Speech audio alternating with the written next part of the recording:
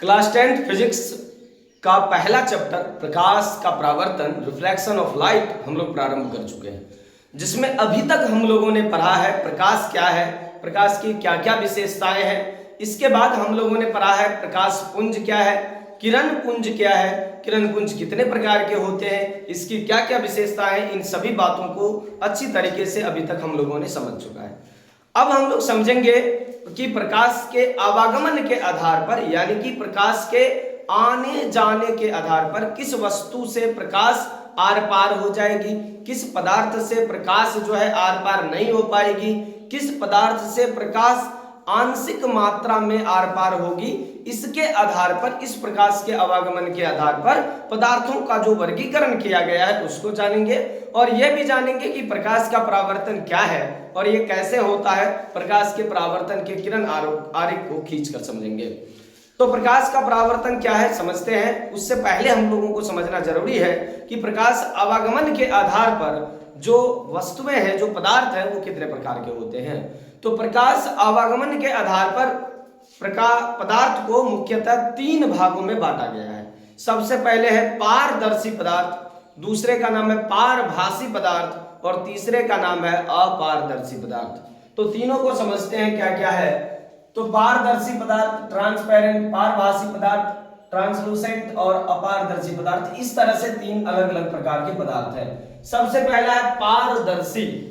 पारदर्शी ट्रांसपेरेंट वे जो है उस प्रकार का पदार्थ है जिनसे होकर प्रकाश आसानी से पार कर जाता है, जिनसे होकर प्रकाश की किरणें आसानी से आर पार हो जाती है, उसे हम लोग पारदर्शी कहते हैं। जिसमें आसानी से प्रकाश की किरणें आर पार हो जाए, जिसके उस साइड हमको आसानी से दिखाई दे, आर पार दिखाई दे, उसे पारदर्शी पदार्थ कहेंगे। जैसे हवा हो गई, पानी हो गया, कांच हो गया, इसके अलावा और भी बहुत कुछ। दूसरा है पारभासी पदार्थ, उस प्रकार का पदार्थ जिनसे प्रकाश की किरणें आंशिक मात्रा में पार होती है, कम मात्रा में पार होती है, ऐसे पदार्थ को हम लोग पारभासी पदार्थ कहते हैं। और पारभासी पदार्थ कहलाते हैं जैसे तेल लगा हुआ कागज, घिसा हुआ कांच, मच्छरदानी, कोई कपड़ा या फिर कोई अन्य पदार्थ जो आंशिक मात्रा प्रकाश को पार करने के लिए देता है, ऐसे पदार्थ कहलाते हैं पारभासी पदार्थ।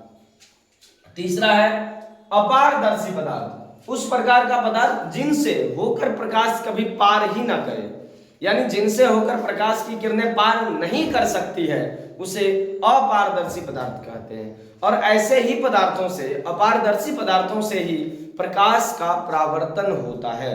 प्रकाश परावर्तन की घटना हमेशा अपारदर्शी पदार्थ से घटती है। अपारदर्शी पदार्थ ही परावर्तक सतह का काम करती है, जिससे प्रकाश की किरणें टकराकर वापस लौटती है। तो अपारदर्शी सतह से प्रकाश का परावर्तन होता है, ये याद रखिएगा।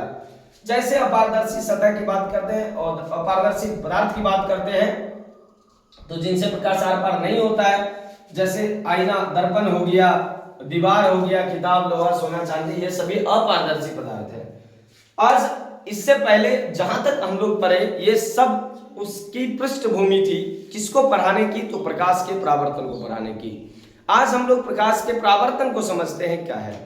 हमने कहा कि किसी अपारदर्शी पदार्थ से ही प्रकाश का परावर्तन होता है। इसका सीधा सीधा अर्थ है कि प्रकाश की किरणें अपारदर्शी सतह से जाकर, जिनसे प्रकाश की किरणें पार नहीं करेगी, उनसे जाकर टकराती है और टकराकर वापस लौट जाती है, और यही घटना प्रकाश का परावर्तन कहलाता है।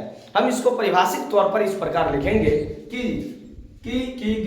प्रकाश का परावर्तन क्या है, तो किसी अपारदर्शी सतह से या किसी पारदर्शक सतह से, पारदर्शक एक ऐसा, पारदर्शक नहीं, किसी परावर्तक सतह से जब कोई किरण टकराएगी, परावर्तक मतलब जो किसी किरण को परावर्तित कर दे, तो किसी अपारदर्शी सतह से प्रकाश किरण के टकराकर पुनः उसी माध्यम में वापस लौटने की घटना को प्रकाश का परावर्तन कहते हैं।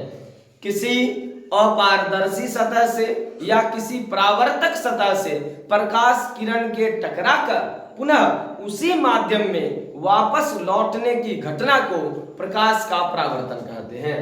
प्रकाश का परावर्तन बार बार ये पूछा जाता है। ये प्रकाश का किरण, प्रकाश के परावर्तन का किरण आरेख है, जिसमें एक किरण है जिसका नाम है AB, ये आपतित किरण है जो किसी परावर्तक सतह या किसी अपारदर्शी सतह के B बिंदु पर आपतित होती है और B बिंदु पर आपतित होने के बाद ये BC दिशा में परावर्तित हो जाती है और इस प्रकार BC एक परावर्तित किरण बन जाती है। दोनों किरणों के बीच एक अभिलंब OB खींचा गया है ये, और जिस बिंदु पर आपतित हो रही है वो आपतन बिंदु है। प्रकाश की किरण जिस बिंदु पर परावर्तक सतह के जिस बिंदु पर आपतित हो रही है वो आपतन बिंदु है और सतह से टकराने वाली किरण जो है वो आपतित किरण है। टकराकर उसी माध्यम में पुनः वापस जाने वाली किरण को परावर्तित किरण कह रहे हैं और जिस बिंदु पर आपतित होगी उन्हें आपतन बिंदु कहेंगे। आपतन बिंदु पर खींचा गया जो लंब है वो अभिलंब कहलाएगा। आपतित किरण और अभिलंब के बीच जो कोण बन रहा है उसे आपतन कोण कहेंगे। परावर्तित किरण और अभिलंब के बीच जो कोण बन रहा है उसे परावर्तन कोण कहेंगे। इस प्रकार से परावर्तन किरण आरेख है।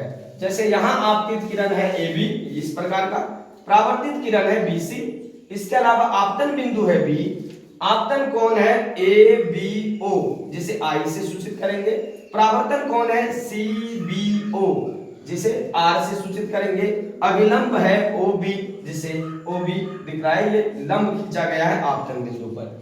ये प्रकाश के परावर्तन का किरण आरेख है और प्रकाश के परावर्तन को अब हम लोग समझ चुके हैं और प्रकाश परावर्तन किस किस चीजों में होता है, किन किन चीजों में होता है, इनसे होने वाले इनके नियमों और नियमों के बाद इनसे जुड़ी हुई सारी चीजों को पढ़ेंगे, जिसमें सबसे प्रमुख है दर्पण।